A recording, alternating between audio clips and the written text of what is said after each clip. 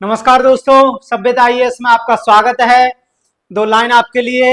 हो चुका आगाज रण का, युग बदलने की तैयारी है और जीत उसी की पक्की होगी। संघर्ष जिसका जारी है, संघर्ष जिसका जारी है। मेरे दोस्त, संघर्ष जिसका जारी है उसकी जीत पक्की है। आप संघर्ष करते रहिए, इसमें आपको कोई भी कमी नहीं छोड़नी है। ठीक है, आगे बढ़ते हुए हम अपने टॉपिक पर आते हैं। हमारा टॉपिक है दक्षिण का पर्वतीय क्षेत्र। दक्षिण का पर्वतीय क्षेत्र के बारे में हम बात करेंगे। तो हमने सबसे पहले हमने पढ़ा था, क्या पढ़ा था हमने? प्रायद्वीप का पठार। प्रायद्वीप के पठार को हमने कंप्लीट कर लिया है और इसके पश्चात नंबर आता है, ये प्रायद्वीप का पठार है। ठीक है, और इसके पश्चात नंबर आता है किसका?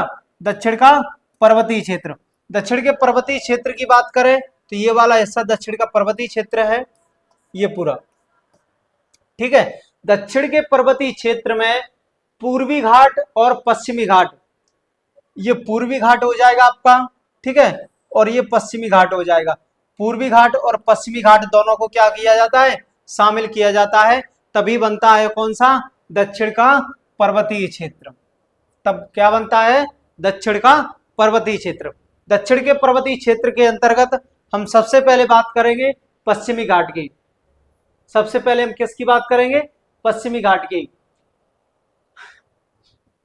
ये पूरा क्या है?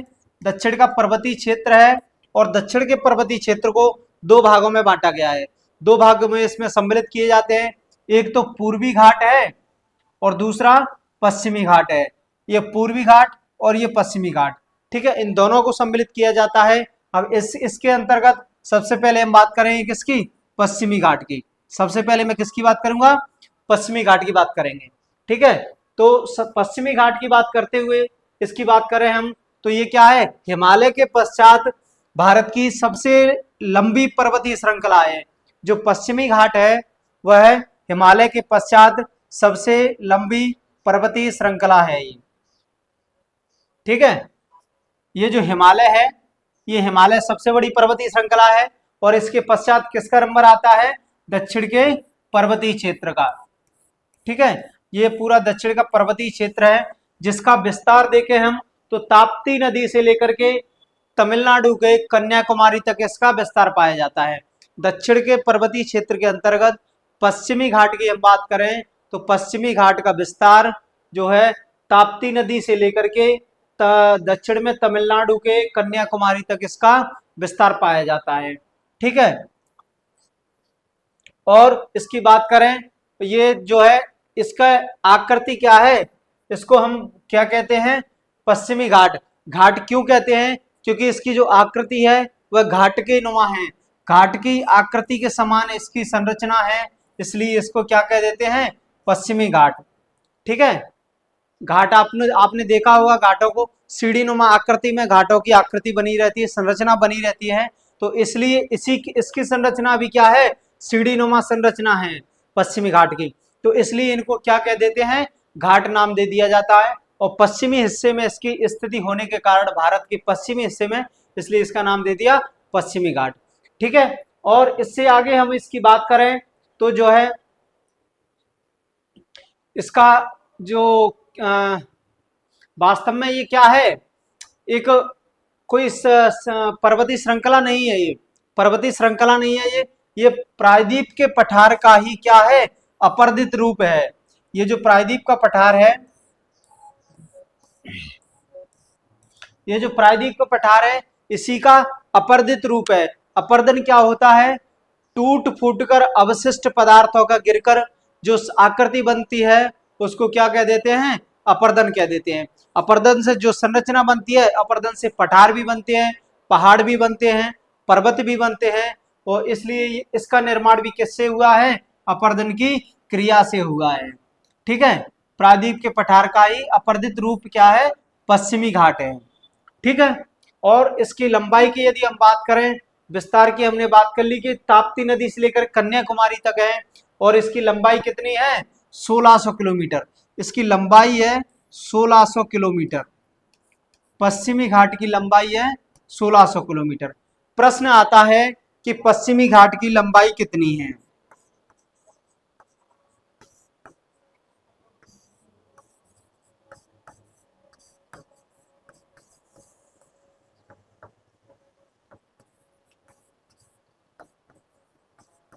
पश्चिमी घाट की लंबाई कितनी है? ऑप्शन में आपको दिया जाता है, ऑप्शन में आता है, सबसे पहला ऑप्शन है 1200 किलोमीटर, दूसरा ऑप्शन है 1000 किलोमीटर,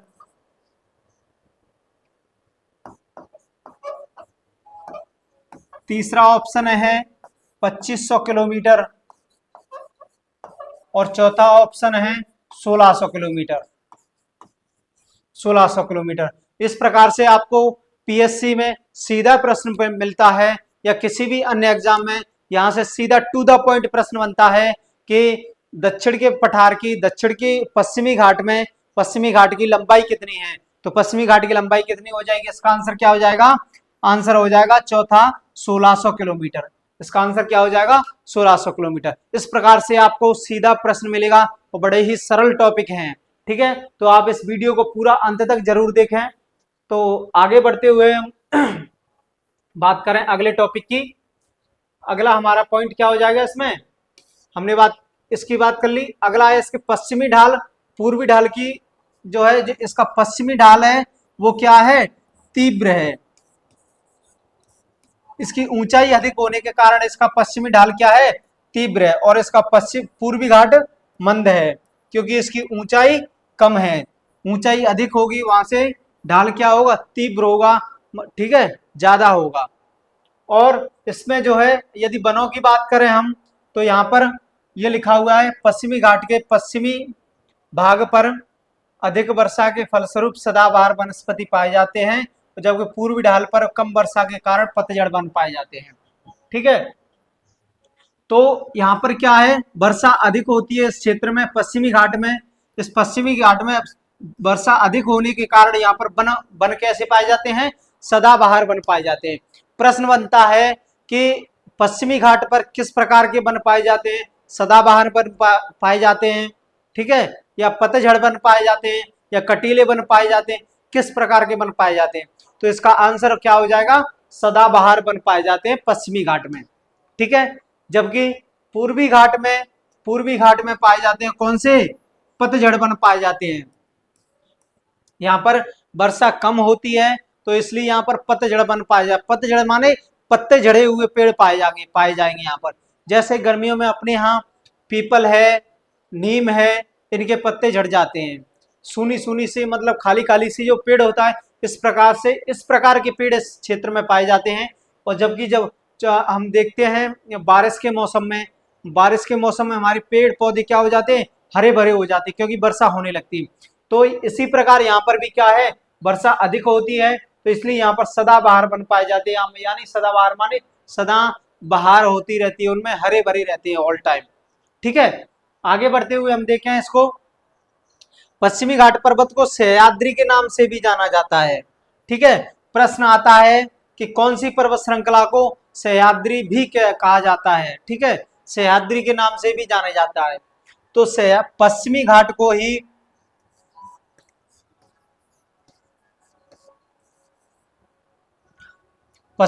को ही क्या कहा जाता है? सह्याद्री के नाम से जाना जाता है। ठीक है, और इसको 3 भागों में बांटा जाता है: उत्तरी सह्याद्री, मध्य सह्याद्री और दक्षिणी सह्याद्री। इसको 3 भागों में बांटा जाता है: उत्तरी सह्याद्री, मध्य सह्याद्री और दक्षिणी सह्याद्री। ठीक है, तो हमने ये सह्याद्री की बात कर ली है। आगे बढ़ते हुए हम बात करें इसकी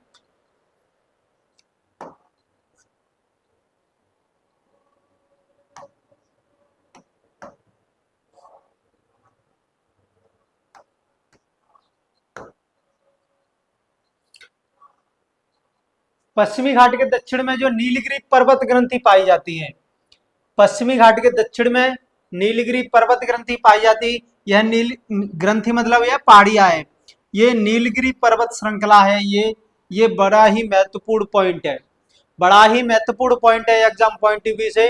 ठीक है, जो नीलगिरी का पर्वत है, इसको ही पूर्वी घाट, ये पूर्वी घाट आ जाता है, और ये पश्चिमी घाट है। ये पूर्वी घाट और पश्चिमी घाट का क्या कह देते हैं? इसको मिलन बिंदु भी कहते हैं।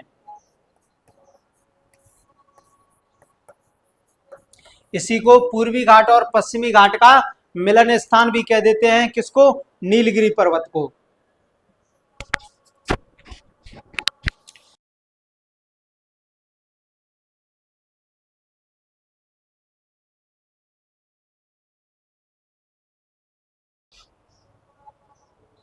ठीक है, जिसे पूर्वी तथा पश्चिमी घाट का मिलन स्थान कहते हैं। और इस पहाड़ी का सर्वोच्च शिखर कौन सा है, डोडा बेट्टा। इसी को क्या कहते हैं, दोदा बेट्टा भी कह देते हैं, दोदा बेट्टा। जो नीलगिरी पर्वत है इसकी सबसे ऊंची चोटी कौन सी है, दोदा बेट्टा। चोटी कौन सी है, दोदा बेट्टा नीलगिरी पर्वत की सबसे ऊंची चोटी है। ठीक है, और नीलगिरी पर्वत है वो पूर्वी घाट और पश्चिमी घाट का क्या है, मिलन स्थान कहते हैं इसको। ठीक है, और इसको आगे बढ़ते हुए जो दोदा बेट्टा है वह भारत की दूसरी सर्वोच्च चोटी है। जो नीलगिरी पर्वत की चोटी है दोदा बेट्टा,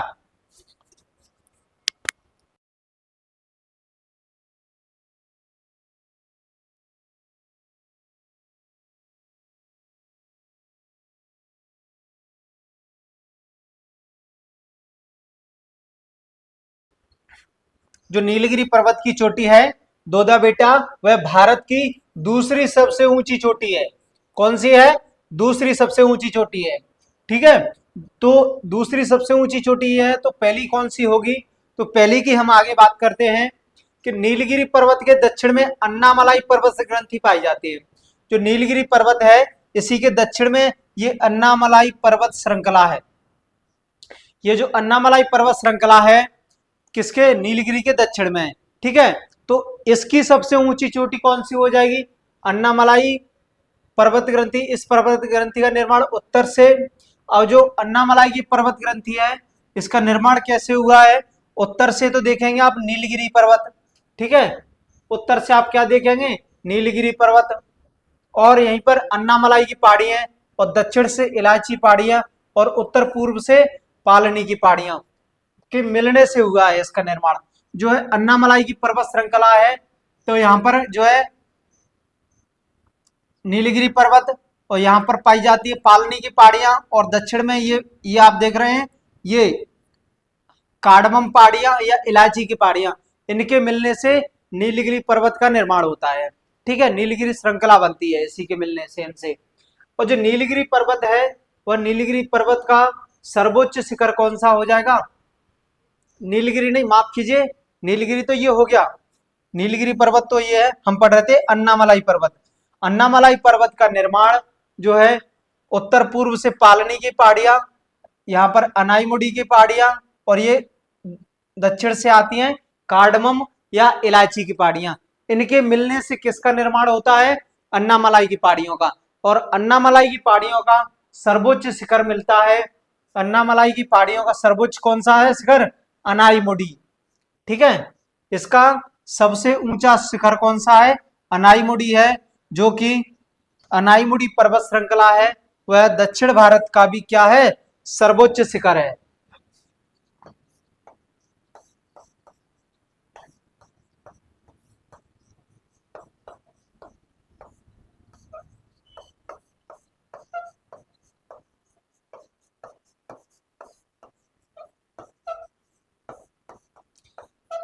दक्षिण भारत की भी सबसे ऊंची चोटी कौन सी है, अनाईमुडी। और जबकि दूसरी सबसे ऊंची चोटी कौन सी मैंने बताई थी आपको, नीलगिरी पर्वत की ऊंची चोटी है दोदा बेटा, वो दक्षिण भारत की दूसरी सबसे ऊंची चोटी है। और जबकि पहली सबसे ऊंची चोटी कौन सी हो जाएगी, अनाईमुडी, जो कि अन्नामलाई पर्वत श्रृंखला का हिस्सा है। ठीक है, आगे बढ़ते हुए हम बात करेंगे इसकी। तो ये हमने बात कर ली किसकी, पश्चिमी घाट की। पश्चिमी घाट में और हम देखें कि अन्नामलाई के निकट ही पालनी की पहाड़ियां पाई जाती हैं, और पालनी की पहाड़ियों पर ही कोडाई कनाल नामक पर्यटन स्थल पाया जाता है। जो पालनी की पहाड़ियां हैं, पालनी की पहाड़ियों पर ही एक पर्यटन स्थल पाया जाता है, कोडाई कनाल। ठीक है, यहीं पर इसी के दक्षिण में इस पर यहाँ जो है पालनी की पहाड़ियां पाई जाती हैं।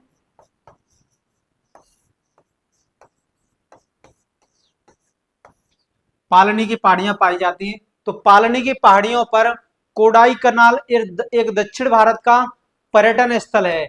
जैसे हमारे उत्तर भारत में हम देखते हैं हिमाचल प्रदेश में शिमला है और नैनीताल है, आपका वो है कुल्लू है, मनाली है, शिमला है, नैनीताल है।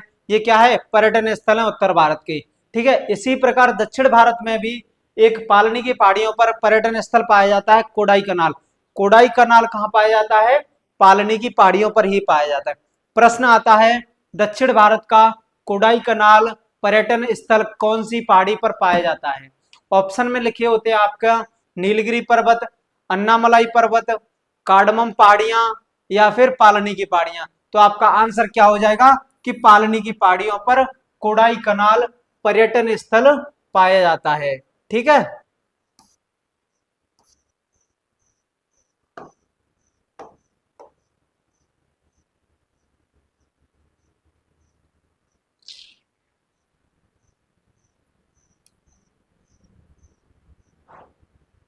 हाँ, कोडाई कनाल पर्यटन स्थल पाया जाता है। ठीक है, अन्नामलाई के दक्षिण में इलायची की पहाड़ियां हैं, कार्डमम या इलायची की पहाड़ियां।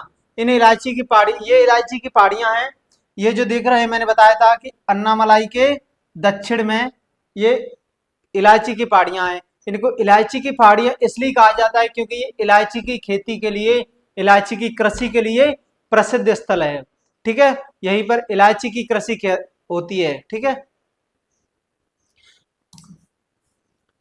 आगे बढ़ते हुए और इनका जो है स्थिति देखें हम, तो ये जो केरल है, इधर से केरल के स्थान और ये तमिलनाडु, केरल और तमिलनाडु के क्या है, सीमा पर इनकी स्थिति पाई जाती है। केरल और तमिलनाडु की सीमा पर आप ये जो देख पा रहे हैं मैं, ये केरल हो जाएगा। ठीक है, और ये तमिलनाडु हो जाएगा, तमिलनाडु हो जाएगा।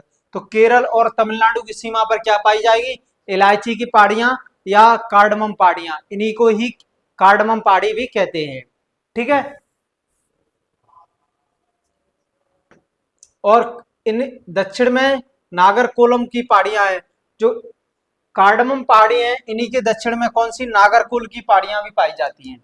ठीक है, नागरकोल की पहाड़ियां कार्डमम पहाड़ियों के दक्षिण में पाई जाती हैं। आगे बढ़ते हुए पश्चिमी घाट में कुछ दर्रे पाए जाते हैं। जैसे हमने उत्तर उत्तर भारत में दर्रे पड़े थे, जम्मू में, कश्मीर में, जम्मू कश्मीर में पड़े थे, लद्दाख में पड़े थे, हिमाचल प्रदेश में, और हमने पढ़ा था उत्तराखंड में, सिक्किम में, अरुणाचल प्रदेश में हमने जो दर्रे पड़े थे। उसी प्रकार दक्षिण भारत में भी कुछ दर्रे पाए जाते हैं। इस दक्षिण भारत में सिर्फ 4 दर्रे पाए जाते हैं। ठीक है, तो वो 4 दर्रे कौन कौन से हैं, एक तो कौन सा है,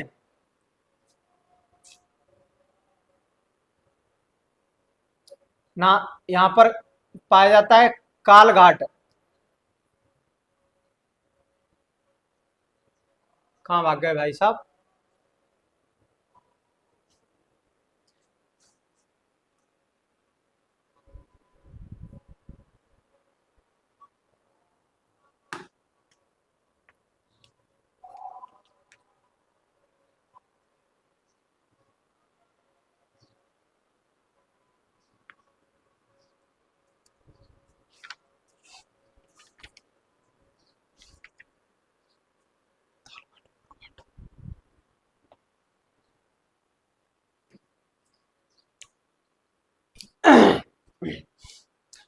कौन सा है, हम पढ़ रहे थे पश्चिमी घाट के दर्रे।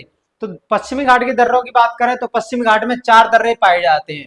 यहाँ पर 2 पाए जाते हैं, कहां पर, इसमें पाए जाते हैं महाराष्ट्र में। 2 दर्रे पाए जाते हैं महाराष्ट्र वाले हिस्से में, और 2 पाए जाते हैं कौन से, केरल वाले हिस्से में, केरल वाले हिस्से में। ठीक है, तो दर्रों की हम बात कर रहे थे। तो दर्रा सबसे पहला पाया जाता है कौन सा, यहाँ पर ये गलत हो गया है, ये है थाल घाट।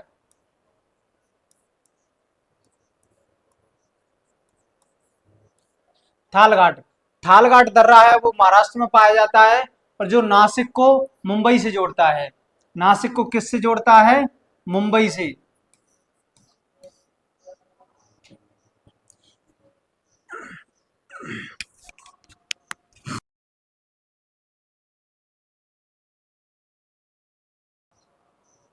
जो थालघाट दर्रा है वह नासिक को मुंबई से जोड़ता है, यह महाराष्ट्र में पाया जाता है। ठीक है, थालघाट दर्रा। और इसी में एक दूसरा पाया जाता है, कौन सा? भोरघाट। इसको क्या कहते हैं? भोरघाट दर्रा। ये पुणे को मुंबई से जोड़ता है। ये दूसरा है भोरघाट दर्रा, यह पुणे को मुंबई से जोड़ता है। तो ये दोनों दर्रे क्या हो जाएंगे? महाराष्ट्र में हो जाएंगे। और दो दर्रे पाए जाते हैं केरल में। एक तो है पालघाट, पालघाट दर्रा, जो कोच्चि को चेन्नई से जोड़ता है। पालघाट दर्रा है वो कोच्चि को चेन्नई से जोड़ता है। और चौथा दर्रा है सेनकोट्टा। सेनकोट्टा भी केरल में पाया जाता है और यह जोड़ता है किसको? तिरुवनंतपुरम को मदुरई से जोड़ता है। तिरुवनंतपुरम को किससे जोड़ता है? मदुरई से जोड़ता है। ठीक है, तो ये चार दर्रे पाए जाते हैं दक्षिण भारत में। दो महाराष्ट्र में पाए जाते हैं, दो केरल में पाए जाते हैं। दर्रे आप समझते ही होंगे, दो पर्वतों के बीच से निकला हुआ रास्ता, उसी को क्या कह देते हैं? दर्रा कह देते हैं। ठीक है,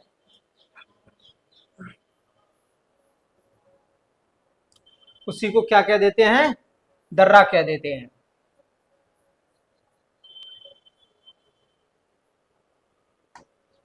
आगे बढ़ेंगे हम। अगला प्रश्न हमारा कौन सा? अगला टॉपिक हमारा कौन सा? पूर्वी घाट। हमने पश्चिमी घाट कंप्लीट कर लिया है।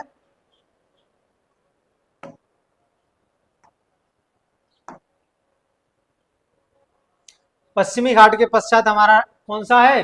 पूर्वी घाट। पूर्वी घाट मैंने बताया था कि ये जो दक्षिण भारत का पूर्वी हिस्सा है उसी को क्या कह देते हैं? पूर्वी घाट। क्योंकि इसकी आकृति घाटकों के समान है, सीढ़ी नुमा आकृति में ये बने हुए हैं, इसलिए इनको क्या कह देते हैं? घाट कह देते हैं। तो इस पूर्वी हिस्से में होने के कारण इसको भी नाम क्या दे दिया? पूर्वी घाट नाम दे दिया है। पूर्वी घाट की हम बात करें तो यह घाट पूर्वी किनारे पर स्थित है। यह पूर्व भारत के पूर्वी किनारे पर स्थित है और यह उड़ीसा के पूर्वी भाग में महानदी घाटी से प्रारंभ होकर के कहां पर? बंगाल की खाड़ी के समांतर चलता हुआ तमिलनाडु में नीलगिरी पर्वत से मिल जाता है। मैंने आपको बताया था कि जो नीलगिरी पर्वत है वह पूर्वी घाट और पश्चिमी घाट का क्या है? मिलन बिंदु है, मिलन स्थल है। तो इसी प्रकार जो पूर्वी घाट है यह उड़ीसा में महानदी बेसिन से शुरू होकर, ये जो देख पा रहे हैं आप कि उड़ीसा के महानदी बेसिन से शुरू होकर बंगाल की खाड़ी के समांतर होते हुए जो है नीलगिरी पर्वत पर पश्चिमी घाट से मिल जाता है। मैंने क्या बताया फिर से ध्यान से सुने। जो पूर्वी घाट है वह उड़ीसा में महानदी है, महानदी से लेकर के पश्चिम बंगाल की घाटी के समांतर आते हुए नीलगिरी पर्वत पर क्या है? पश्चिमी घाट से मिल जाता है। इसलिए नीलगिरी पर्वत को पूर्वी घाट और पश्चिमी घाट का मिलन बिंदु कहते हैं। ठीक है, इसकी औसत लंबाई कितनी है? 1300 किलोमीटर। ये जो पूर्वी घाट है इसकी औसत लंबाई कितनी हो जाएगी? 1300 किलोमीटर। 1300 किलोमीटर। यदि आपको दोनों की लंबाई पता होगी तो आपको प्रश्न में आसानी होगी प्रश्न को हल करने में। कि जैसे मैंने बताया कि पश्चिमी घाट की लंबाई कितनी है? 1600 किलोमीटर और पूर्वी घाट की लंबाई कितनी है? 1300 किलोमीटर। तो प्रश्न आता है कि पूर्वी घाट की लंबाई कितनी है? तो उसमें प्रश्न दिए, ऑप्शन दिया होगा 1600, 1300, 1200, 1500। तो आप सीधे से यदि आपको पता है तो क्या हो जाएगा? आसानी से आप लोग लगा दोगे, क्योंकि इसमें तुक्के नहीं लगाए जा सकते। जो किलोमीटर वाले प्रश्न होते हैं इस प्रकार के प्रश्नों में टू द पॉइंट बात होती है, इसमें कोई भी इधर उधर से कोई ट्रिक तो होती ही नहीं है। यदि आपको पता है तो आप सही कर दोगे, नहीं तो गलत कर दोगे सीधा सीधा। ठीक है, तो इसका आंसर क्या हो जाएगा? 1300 किलोमीटर हो जाएगा। आगे बढ़ते हुए हम बात करें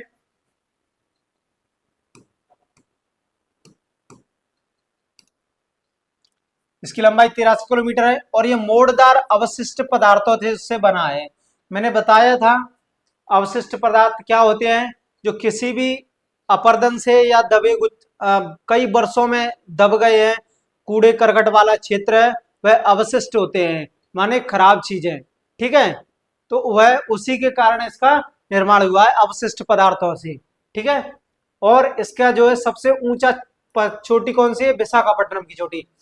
पूर्वी घाट की सबसे ऊंची चोटी कौन सी है? विशाखापट्टनम की चोटी है, जो कि कहाँ है? आंध्र प्रदेश में स्थित है। आंध्र प्रदेश में विशाखापट्टनम की चोटी पूर्वी घाट की सबसे ऊंची चोटी है। ठीक है। प्रश्न आता है कि पूर्वी घाट की सबसे ऊंची चोटी कौन सी है? दोदाबेट्टा, अनाईमुडी या विशाखापट्टनम, या इनमें से कोई नहीं? तो आपको पता होगा तो आप बता दोगे कि जो है पूर्वी घाट की कौन सी है? विशाखापट्टनम है। और जबकि अनाईमुडी दक्षिण भारत की सबसे ऊंची चोटी है, जो कि अन्नामलाई की पर्वत श्रृंखला में पाई जाती है।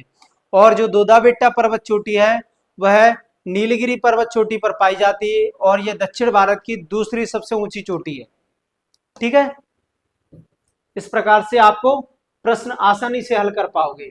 और जबकि इसकी पूर्वी घाट की दूसरी सबसे ऊंची चोटी कौन सी है? महेंद्रगिरी। जो महेंद्रगिरी पर्वत चोटी है, ये आप देख पा रहे हैं उड़ीसा के तट पर पाई जाती है। जो उत्तरी सरकार तट है उसी में पाई जाती है महेंद्रगिरी चोटी। यह पूर्वी घाट की दूसरी सबसे ऊंची चोटी है, जबकि पहली कौन सी है? विशाखापट्टनम चोटी। ठीक है, विशाखापट्टनम चोटी। आगे बढ़ते हुए हम देखें कि पूर्वी घाट अपने मध्यवर्ती भाग में सबसे ऊंचा है तो सापेक्षतः कम ऊंचा है। जो पूर्वी घाट है वह मध्य भाग में ऊंचा है, क्योंकि मैंने बताया था कि पूर्वी घाट की सबसे ऊंची चोटी कौन सी? विशाखापट्टनम। तो विशाखापट्टनम आंध्र प्रदेश वाले हिस्से में पाई जाती है, वह बीच में पाया जाता है। तो इसलिए पूर्वी भाग की सब मध्य वाला हिस्सा है वह सबसे ऊंचा है, जो बगल वाले हिस्से हैं आसपास के वो कम ऊंचे हैं। ठीक है। और जो है पूर्वी घाट का अपर्दन होने से या पश्चिमी घाट से कम ऊंचा है। ठीक है। इसका अपर्दन अधिक होता है। अपर्दन कैसे होता है कि सबसे ज्यादा नदियां पश्चिमी घाट से निकलती हैं। सबसे ज्यादा नदियां कहां से निकलती हैं? पश्चिमी घाट से निकलती हैं। ठीक है। तो पश्चिमी घाट से निकलते हुए उद्गमित होकर कहां की ओर प्रवाहित होती हैं? पूर्वी घाट की ओर। ये ऐसे कृष्णा है, कावेरी है, गोदावरी है, ये गोदावरी महानदी है, ये सारी नदियां कहाँ है? पूर्वी घाट की ओर उद्गमित होती हैं, पूर्वी घाट की ओर प्रवाहित होती हैं। तो इस प्रकार से पूर्वी घाट का अपर्दन क्या हो जाएगा? अधिक हो जाएगा। ठीक है। पूर्वी घाट का अपर्दन अधिक होगा क्योंकि नदियां वहीं से प्रवाहित होती हैं। तो और पश्चिमी घाट की अपेक्षा इसका अपर्दन कम होता है, क्योंकि पश्चिमी घाट में नदियां नहीं होती हैं, मतलब उस साइड। यहाँ से तो उद्गमित हो जाती है, यहाँ से निकल के सीधे कहाँ बहती हैं? पूर्वी घाट की ओर। तो पूर्वी घाट उनका अधिकतम प्रवाह कहाँ पर है? पूर्वी घाट में ही पाया जाता है। ठीक है। आगे बढ़ते हुए हम देखें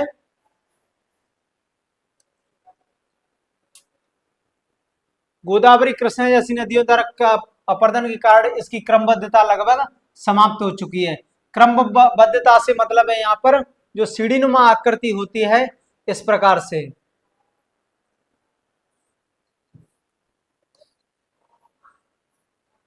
इस प्रकार से जैसे ये पूर्वी घाट है तो इसकी आकृति ऐसे होगी, ऐसे। तो जो है नदियां ये पश्चिमी घाट से होकर के बहती हैं, इससे यहाँ से उद्गमित होती हैं और यहाँ से होते हुए ये कहाँ? बंगाल की खाड़ी में गिर जाती हैं। तो जब ये नदियां यहाँ आएंगी सबसे ज्यादा प्रवाह इनका कहाँ पर है? पूर्वी घाट में। तो इन इसका अपर्दन अधिक होगा, पूर्वी घाट का अपर्दन क्या हो जाएगा? अधिक हो जाएगा। तो इसलिए इसकी लगभग जो है क्रमबद्धता आप देख पा रहे हैं, ये वाली क्रमबद्धता, ये जो इससे क्या हो जाते हैं? समाप्त हो चुके हैं अपर्दन के कारण। ठीक है।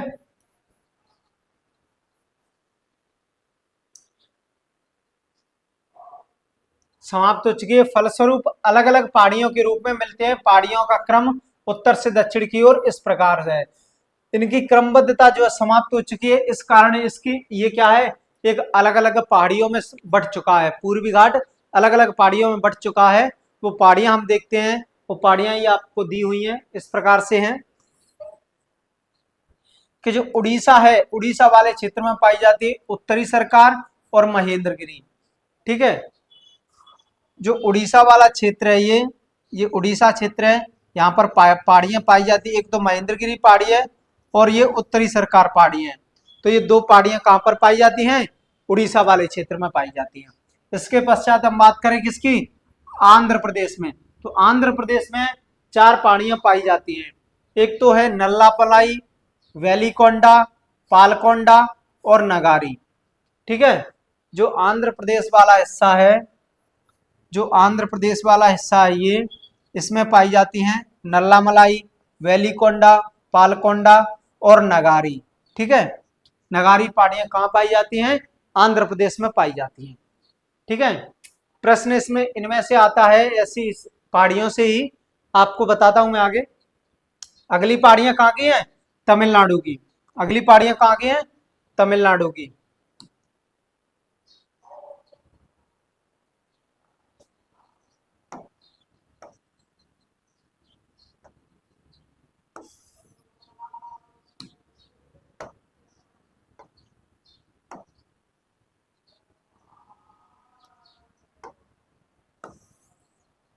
अगली पहाड़ियां कौन सी है? तमिलनाडु की। तमिलनाडु की पहाड़ियां पाई जाती हैं, एक तो जवादी पहाड़ियां हैं, सेवरोई की पहाड़ियां हैं, पंचमलाई की पहाड़ियां हैं, सिरुमलाई की पहाड़ियां हैं और मेलागिरी की पहाड़ियां हैं।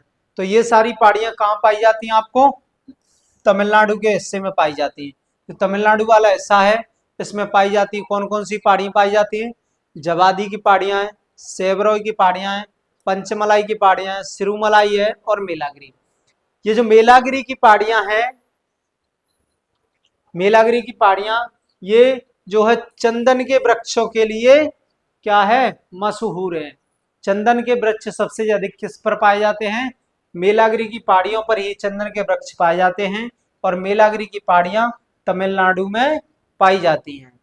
ठीक है। मेलागिरी की पहाड़ियां कहाँ पाई जाती हैं? तमिलनाडु में पाई जाती हैं। आगे बढ़ते हुए अब यहां से प्रश्न बनता है कि जो है, यहां से प्रश्न बनता है, कौन सा प्रश्न बनता है कि महेंद्रगिरी की पहाड़ियां किस राज्य में पाई जाती हैं?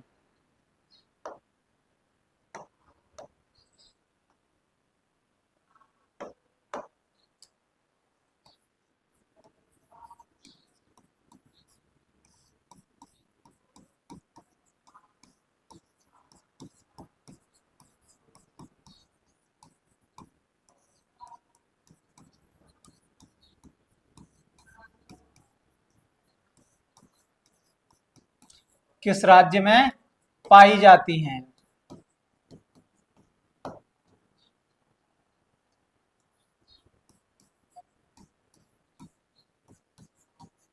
पाई जाती हैं। ठीक है। महेंद्रगिरी की पहाड़ियां किस राज्य में पाई जाती हैं? ऑप्शन आता है आंध्र प्रदेश,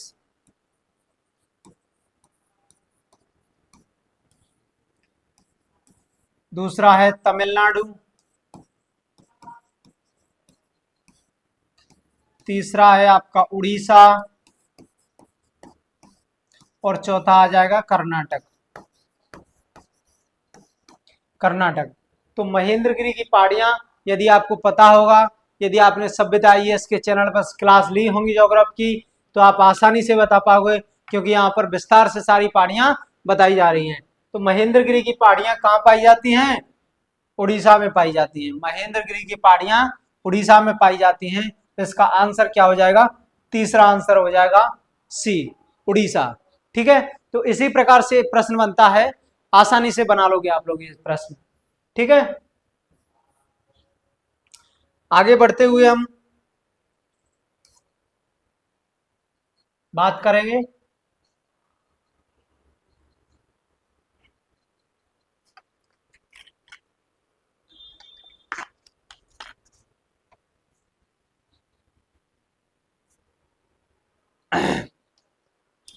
आगे बढ़ते हुए हम बात करें तटवर्ती मैदानों की। हमने घाट पढ़ लिए, पूर्वी घाट और पश्चिमी घाट दोनों को विस्तार से हमने पढ़ लिया है। अब बात करेंगे हम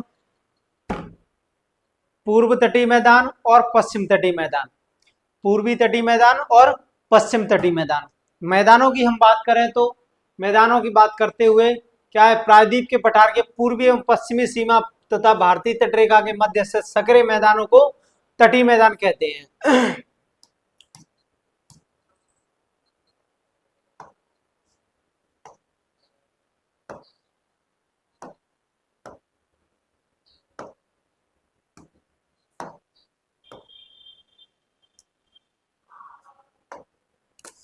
मैदानों की बात कर रहे थे हम। भारतीय तटरेखा और सक्रिय मैदान, पूर्वी और पश्चिमी सीमा तथा भारतीय तटरेखा, ठीक है। इनके मध्य जो स्तर क्या है, प्रायद्वीप के पठार की, भारत के तटवर्ती मैदान, the coastal planes of India. Coastal planes की हम बात कर रहे थे, तो कोस्टल प्लेन्स को हम देखें कि प्रायद्वीप के पठार की पूर्वी एवं पश्चिमी सीमा, जो प्रायद्वीप का पठार है, ये जो प्रायद्वीप का पठार है, इसकी पूर्वी सीमा और पश्चिमी सीमा तथा भारतीय तटरेखा के मध्य, और जो भारत की तटरेखा है इसके मध्य सक्रिय मैदानों को क्या कहा जाता है, तटीय मैदान कहा जाता है। जो भारत की पूर्वी सीमा है और ये तटरेखा है, तो इसके जो बीच में हिस्सा है इसको क्या कहा जाता है, तटीय मैदान कहा जाता है। और ये पश्चिमी सीमा है, भारत का तटरेखा है, तो इसको क्या कहा जाता है, तटीय मैदान कहते हैं, ठीक है। ये मैदान या तो समुद्री निक्षेप से या नदियों के निक्षेप से, इन मैदानों का निर्माण या तो समुद्री निक्षेप, यानी जो समुद्र जो भी पदार्थ, अवशिष्ट पदार्थ बहाकर लाते हैं वो यहाँ पर जमा कर देते हैं, ठीक है। तो इनके निक्षेप से इन मैदानों का क्या है, निर्माण हुआ है, या तो समुद्र से या नदियों के निक्षेप से, ठीक है। तो ये हो जाएंगे कौन से, तटवर्ती मैदान। तटवर्ती मैदानों को दो भागों में बांटा जाता है। कितने भागों में बांटा जाता है, दो भागों में। सबसे पहला कौन सा है, पश्चिम तटीय मैदान, और दूसरा है पूर्वी तटीय मैदान। तटीय मैदानों को, तटवर्ती मैदानों को दो भागों में बांटा जाता है। पहला है पश्चिम तटीय मैदान और दूसरा कौन सा हो जाएगा, पूर्वी तटीय मैदान। सबसे पहले हम पश्चिम तटीय मैदान की बात करेंगे, तो पश्चिम तटीय मैदान ये है। पश्चिम तटीय मैदान पश्चिमी घाट तथा अरब सागर के तट के मध्य निर्मित मैदान को पश्चिम तटीय मैदान कहते हैं। जैसे मैं आपको चित्र के माध्यम से बता देता हूं, ये चित्र है, ठीक है। ये हमने देखा था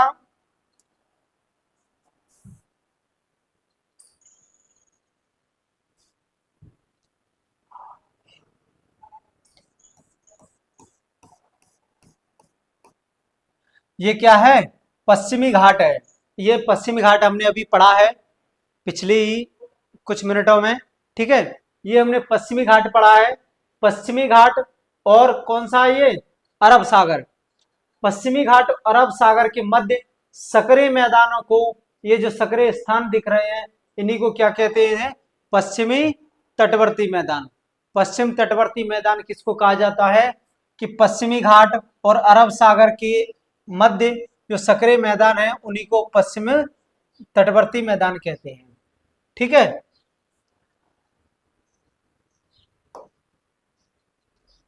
पश्चिम तटीय मैदान कहते हैं, जिनका विस्तार गुजरात से लेकर के सूरत के तमिलनाडु से कन्याकुमारी तक है।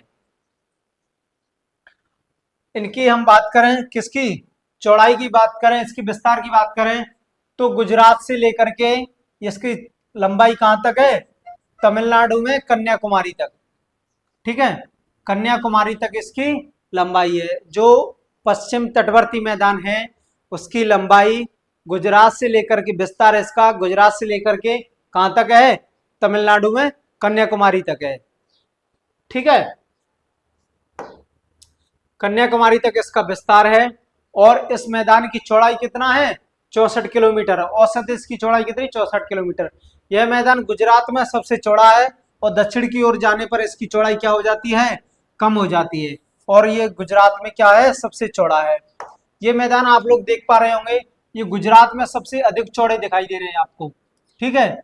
गुजरात में सबसे अधिक चौड़ाई दिखाई दे रहे हैं, लेकिन जो दक्षिण की ओर आते आते क्या है, सबसे कम चौड़ाई इसकी पाई जाती है। दक्षिण में इनकी चौड़ाई क्या है, कम हो जाती है, ठीक है।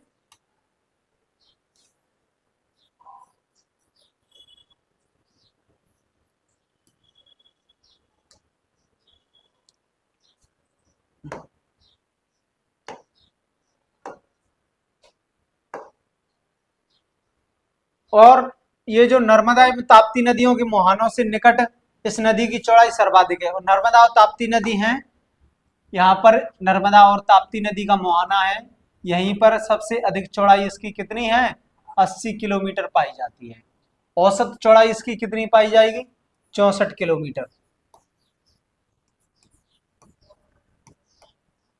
64 किलोमीटर। ठीक है, इसकी औसत चौड़ाई तो पूरी कितनी है, 64 किलोमीटर है। लेकिन जो नर्मदा और ताप्ती नदी का मुहाना है वहां पर इसकी चौड़ाई कितनी पाई जाती है, 80 किलोमीटर पाई जाती है, सबसे अधिक पाई जाती है।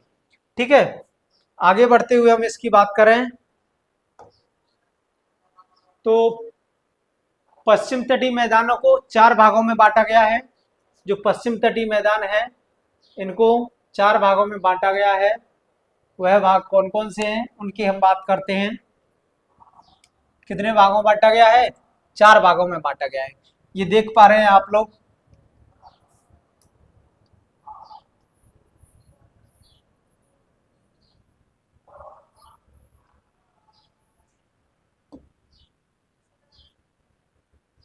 चार भाग कौन कौन से इसके, एक तो है गुजरात तटीय, गुजरात तट, कोंकण तट, कन्नड़ तट और मालाबार तट। ये जो 4 तट हैं पश्चिमी तटवर्ती मैदानों को 4 भागों में बांटा गया है। वो 4 भाग कौन कौन से हैं, एक तो है गुजरात का तट, गुजरात प्लेन्स, एक है कोंकण तट, दूसरा है कन्नड़ तट, ठीक है, और चौथा है मालाबार तट। तो ये 4 भागों में इसको पश्चिमी तटवर्ती मैदानों को बांटा गया है। ठीक है, अब इनकी विस्तार की बात करें, ये मैदान जो है घाट, जो विस्तार इनका 4 भागों में बांटे गए हैं वह कितने कहां से कहां तक इनका विस्तार है। ठीक है, तो जो गुजरात का तट है, गुजरात के तट को क्या कह देते हैं, गुजरात का तटवर्ती क्षेत्र, इसी को कच्छ का क्षेत्र या काठियावाड़, या इसी को सौराष्ट्र का तटवर्ती मैदान भी कह देते हैं। जो गुजरात का तटीय क्षेत्र है, ये जो ग्रीन कलर में आप लोग देख पा रहे हैं, ग्रीन कलर में क्या है देख पा रहे हैं,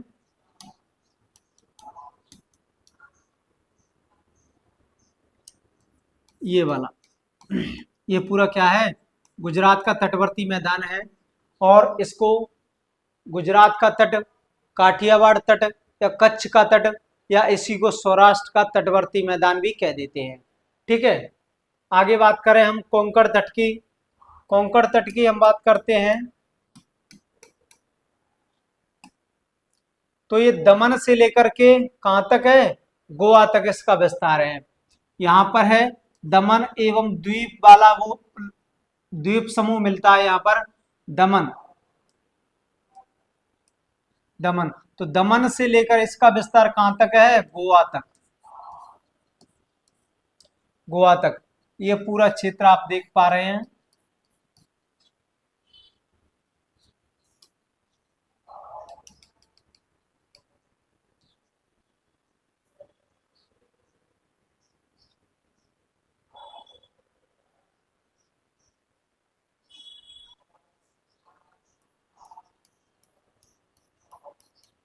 ये येलो कलर में, ये पूरा क्षेत्र कौन सा है, कोंकण तट वाला क्षेत्र है।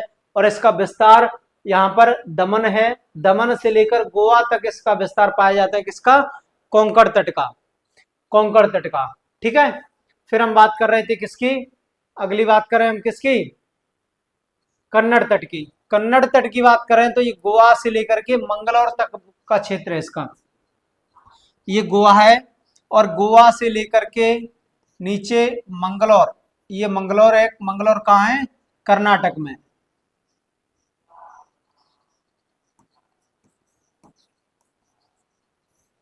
कर्नाटक के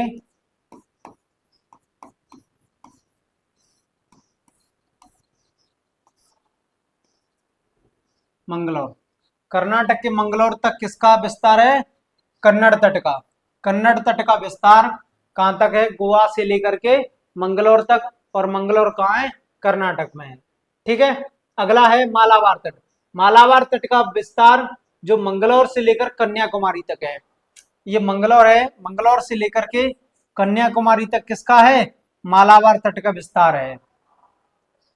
तो ये हो गए आपके चारों तट। ठीक है, ये प्रश्न पूछा जाता है आपको, सीधा प्रश्न बनता है वहां से कि कोंकण तट का विस्तार कहां से कहां तक है, कोंकण तट का विस्तार कहां से कहां तक है, उसमें यही ऑप्शन आएंगे, ये जो आपको दिए हुए हैं सामने, ठीक है, तो आप लोग बता पाओगे कोंकण तट का विस्तार दमन से लेकर गोवा तक का क्षेत्र है, उसको कोंकण तट के नाम से जाना जाता है। ठीक है,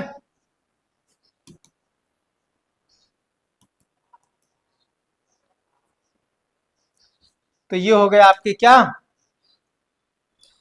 तट हो गए पश्चिम तटीय। ठीक है, पश्चिम के तट में ही पश्च जल पाए जाते हैं, जिन्हें अष्टमुदी के नाम से जाना जाता है। पश्चिम तटीय मैदान में बहने वाली अधिकांश नदियां क्या है, पश्चिमी घाट में तीव्रगामी होती है और मुहानों पर डेल्टा न करके एस्चुरी का निर्माण करती हैं। तो ये ऐसा कुछ काम का नहीं है ये।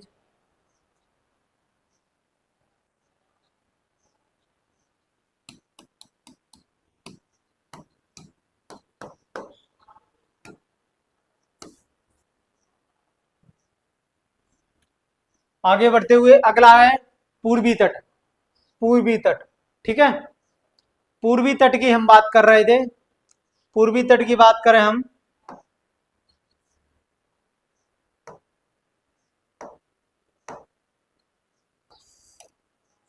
ये जो पूर्वी तट है, पूर्वी तट बंगाल की खाड़ी के तट के मध्य निर्मित मैदान को पूर्वी तटीय मैदान कहते हैं।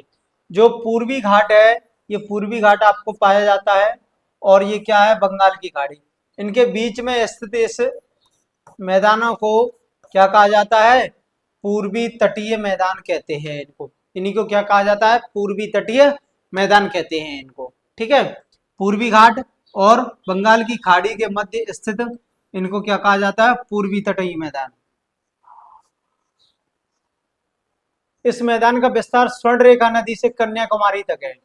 स्वर्ण रेखा नदी झारखंड के पठार से निकलती है और यह बंगाल की खाड़ी में मिल जाती है। तो स्वर्ण रेखा नदी से लेकर के इसका विस्तार तमिलनाडु के कन्याकुमारी तक इसका विस्तार पाया जाता है।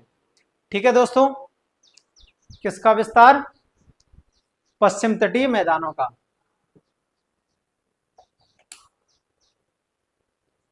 पश्चिम तटीय मैदानों का विस्तार कहां से कहां तक पाया जाता है, स्वर्ण रेखा नदी से लेकर के तमिलनाडु के कन्याकुमारी तक इसका विस्तार पाया जाता है। ठीक है, और इसको देखें कि यह पश्चिमी तटीय मैदान की तुलना में क्या होता है, अधिक चौड़ा होता है, जिसका प्रमुख कारण इस क्षेत्र में गोदावरी कृष्णा कावेरी नदियों का क्या होता है, डेल्टा का निर्माण करना होता है। मैंने बताया था आपको कि जो नदियां हैं, सबसे अधिक नदियां पश्चिमी घाट से प्रवाहित होती हैं।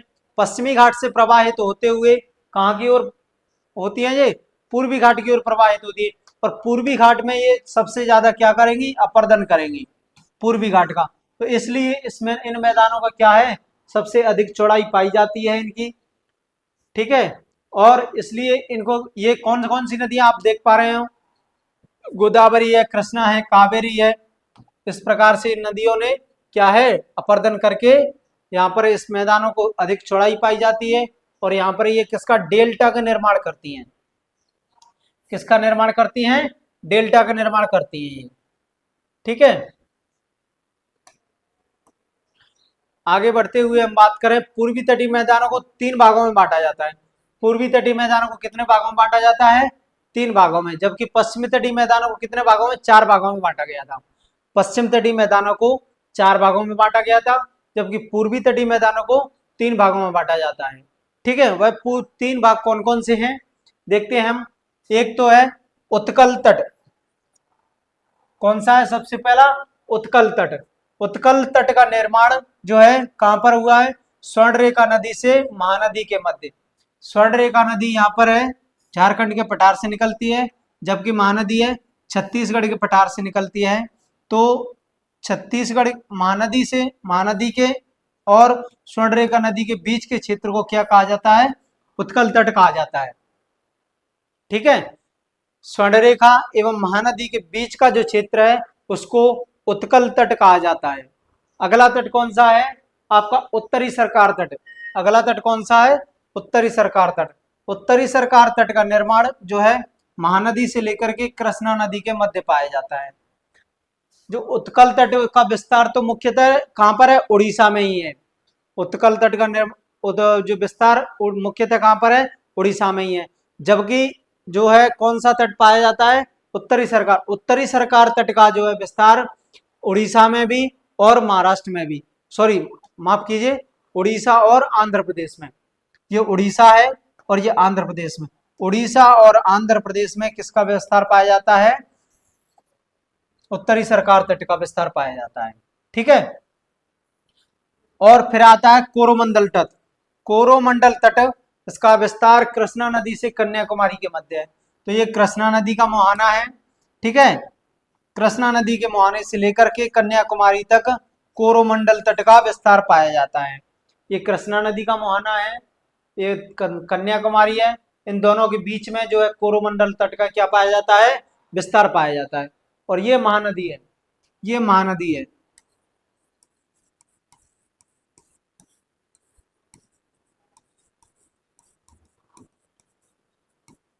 स्वर्णरेखा नदी और ये कृष्णा नदी, ये कृष्णा नदी है। ठीक है, तो ये तीनों ये तो है उत्कल तट, ये हो जाएगा कौन सा, उत्तरी सरकार तट, और ये हो जाएगा मालाबार तट। ठीक है, ये कन्याकुमारी है।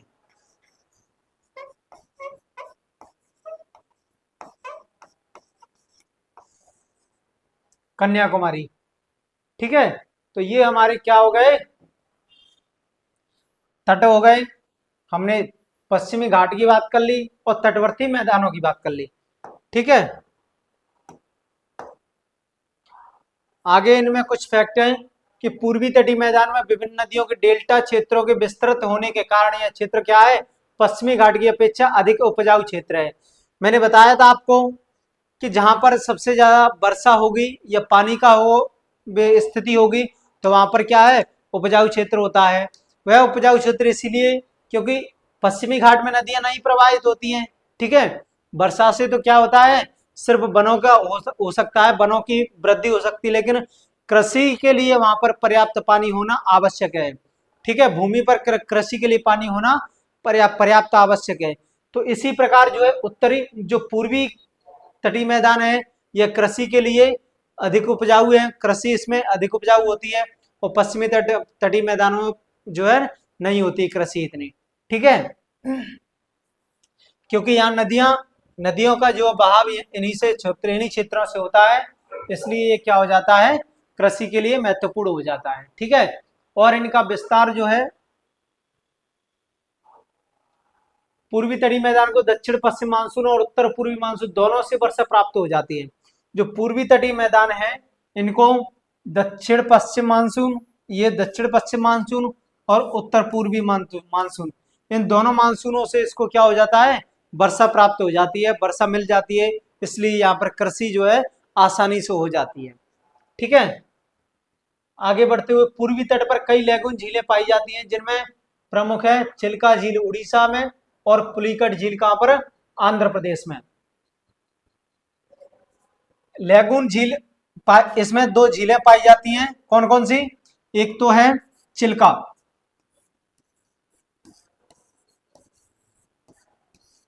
चिल्का झील, और आंध्र प्रदेश में पाई जाती है कौन सी, आंध्र प्रदेश में पुलिकट झील है।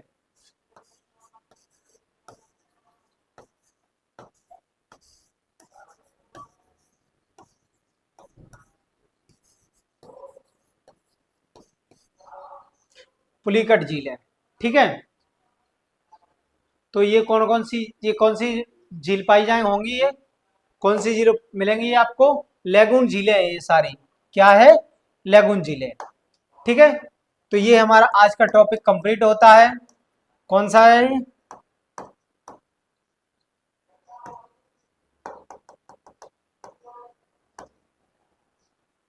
दक्षिण का पर्वतीय क्षेत्र, दक्षिण का पर्वतीय क्षेत्र और तटवर्ती मैदान, ये दोनों ही टॉपिक हमारे कंप्लीट होते हैं। और इसके आप एमसीक्यू एक बार और देख लेना, वो भी सभ्यता आईएएस के चैनल पर ही आपको मिल जाएंगे। आपको ये टॉपिक बिल्कुल क्लियर हो जाएगा, और यहाँ से आपको प्रश्न सीधा सीधा मिलेगा, प्रश्न में सीधा सीधा आपको पेपर में यहाँ से प्रश्न मिलने वाला है। निश्चित रूप से आप भरोसा कीजिए सभ्यता आईएएस पर। ठीक है, और आप पढ़ते रहिए, क्योंकि एग्जाम अब पास में ही है। ठीक है, आप मेहनत करते रहेंगे, और तो मेहनत करते रहेंगे आपको सफलता निश्चित मिलने वाली है। ठीक है, तब तक खुश रहिए, मस्त रहिए और पढ़ते रहिए। धन्यवाद।